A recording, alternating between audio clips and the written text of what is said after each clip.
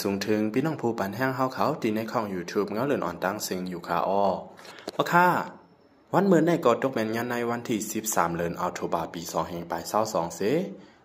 ตอนการข่าวเงาเฮาขาดตอนตายย้ำไว้วันเมื่อในแต่ก็ข่าวเฮาที่เอาตั้งข่าวเงา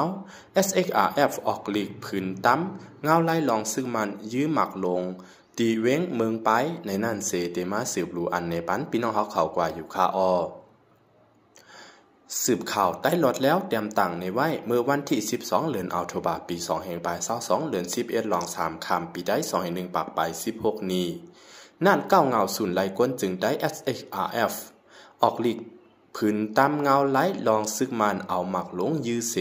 จากหมักเตื้อยากวนเมืองตาย8ก้อปาตั้งลูกอ่อน3ก้อแลมาเจ็บแทง14ก้อตีเจเว้งเมืองปลาย7จึงได้ปอจันว่าไหน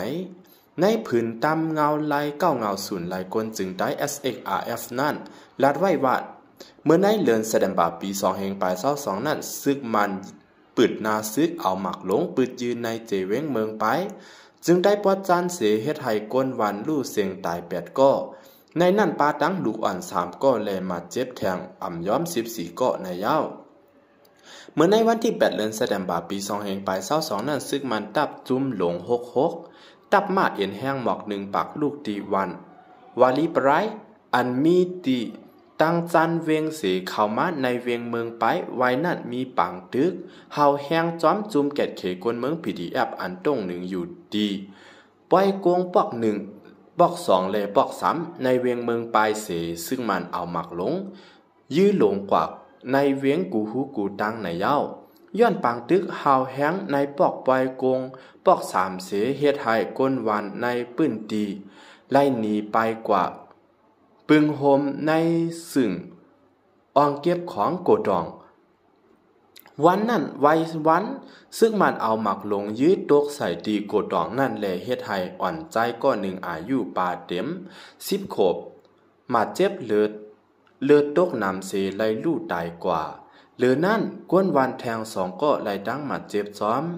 บางตึกใหญ่ลงนั่นสืบล่ำถึงวันที่13เดือนธันวาคมปี2522เสซึ่งมันอันปักทับเอาดีอยู่ไว้ที่จองพระในเขาเมตโตปยะนั่นไล่ถอยไว้นั่นซึ่งมันอันปักทับอยู่ดีในเมืองไปลอยก่อนั่นเอาหมักหลงหมอก30ลูกปืดยื้อใส่แลหมักตกในปอกปล่อยกงปอก1แลปอก3เวงเมืองปลายเสกวนหนุ่ม2ก็อายุหมอกเซาไล่ดังหมัดเจ็บในวันที่15วันที่16เดือนธันวาคมปี2522นั่นในเมืองปลายอ่ำมีปังตึกสังก้วยกาซึกมันเอาหมักลงปืดยื้อหลงกว่ากูฮูกูตั้งในเวียงเสวันที่16เดือนธันวาคมปี2522นั่นจากหมักเตื้อยากวนเมือง4ก็ไล่ลู่ตายในนั่น2ก็เป็นอ่อนยิง2ก็พี่น้องอายุหมอก7ขวบแลกวนใจอายุหมอก52ก็เหลือนั่นยังเฮ็ด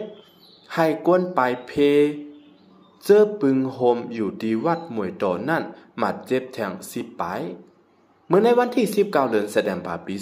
2522เข้ายำไว้วันหมอก2มองซึ่งมันเขาแจกเฮ็ด2งาเสเข้ากว่าในเวียงซึ่งมันเขาอยู่ที่วัดมวยโตใจวัดเหมือนเป็นตับเขาออกตึกจุ่มแกดเขกวนเมือง PDF ในเวียงดีวัดมวยโตนั่นมีก้นปลายเพอยู่หมอก1ปากปึงโฮมอยู่ไหวเสซึ่งมันอ่ำปันเขากว่ามาตั้งเลอเอาเขาเฮ็ดโหดเขโตพองเปลี่ยนปางตึกกันจอมจุ้ม PDF ก้นปลายเพเจอตึกกึดอยู่ไหวดีวัดนั่นยาซึ่งมันเอากวางหงากุมขังไว้ที่วัดโตถึงวันที่26เดือนธันวาคมปี2522โตเขาปวดถอนตับเขาออกกว่ามีก้นปลายเพกำพองก้วยอันจางหาตั้งไปออกหลอดลองซึกมันปืนหน้าซึกเข้าตั้ง3วงในเฮ็ดให้เฮือนเยก้นวัน1ปากไปในปอกปล่อยกงปอก1ปอก2และปอก3เมืองไปลูกไกวเสเฮ็ดให้ก้นวันห้ามเฮือนเยตีอยู่ในเว้งซึ่งมันยังสืบปักเสาตับเอาตีอยู่ไว้ตีลอยแซดโตยาอันมีตังเวียงเมืองไปเสเฮ็ดให้กวนวานล้อมไม่เจอโกเป็นปางตึกอันจางเป็นไหลกูเข้ายำนั่นอยู่ในเย้า ในผืนตามเงาลายเก้าเงาศูนย์ลายกวนจึงได้ SXRF นั่นเตรียมออกไว้หนังในปาเหนือนั่นอยู่ยาวเลือเสียนั่นสังไข่ตองทำข้อมูลจึงให้กับสืบตองทำลายดีใจหอแสงหมายฝน006694 728 6696ไผ่ใต้อังกฤษและยิงแรงหัน006625695220ไผ่มันในอยู่ยาวเอาค่ะข้อมูลข่าวโหในกอและอ้างอิงมากขึ้นดีสืบข่าวได้รอดแล้วเตรียมต่างในไว้ข่าวเรื่องสุดก็ย้อนขอบใจใหญ่นำถึงพี่น้องผู้ปันแห้งเฮาข่าวกูก็เสดอนตาพี่น้องเฮาข่าวป้อเตอำกาดข่าวเงาใหม่ๆอันดีมาแทงไผ่ดังนั้นนั่นก็แค่นต่อใจเด็กติดตามไม่ปันดีในช่อง YouTube เงาเลื่อนอ่อนในใหญ่ๆนำเสกำคา